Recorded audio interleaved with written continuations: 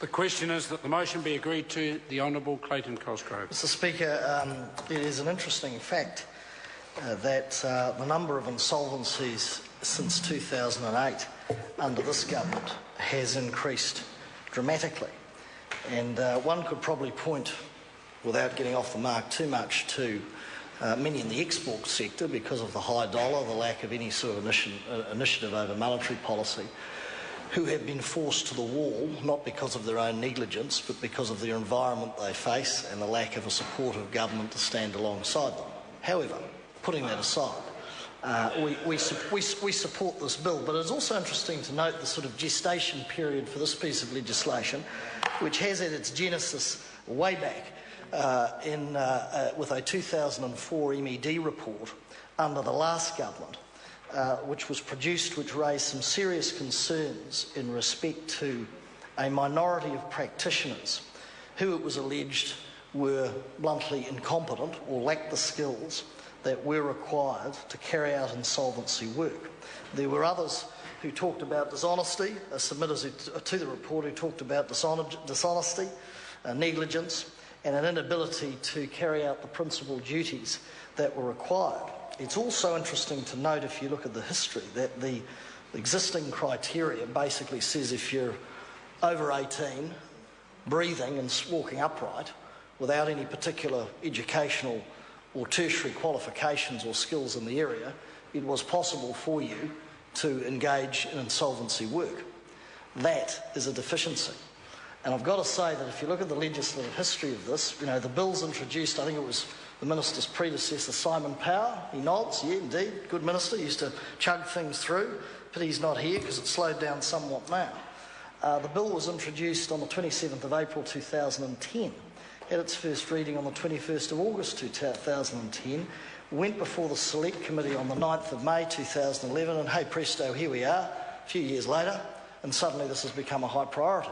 Maybe the minister's trying to fill up his day, I don't know. Maybe the diary is a bit light, I'm not sure. But this is an important piece of legislation that should indeed have been given a higher degree of priority. We support this because it builds on a variety of, if you like, consumer protection legislation, but it also builds in protections for those creditors who are on the receiving end of insolvencies. One that comes to mind, I've got to say, sir, is the Mainzeal collapse, where many people lost their jobs. Many subcontractors, for instance, were caught in a situation where they couldn't get tools of trade, for instance. They couldn't move on. They were not the negligent parties. They could not move on and get into other jobs and get other income. They were caught between the rock and the hard place.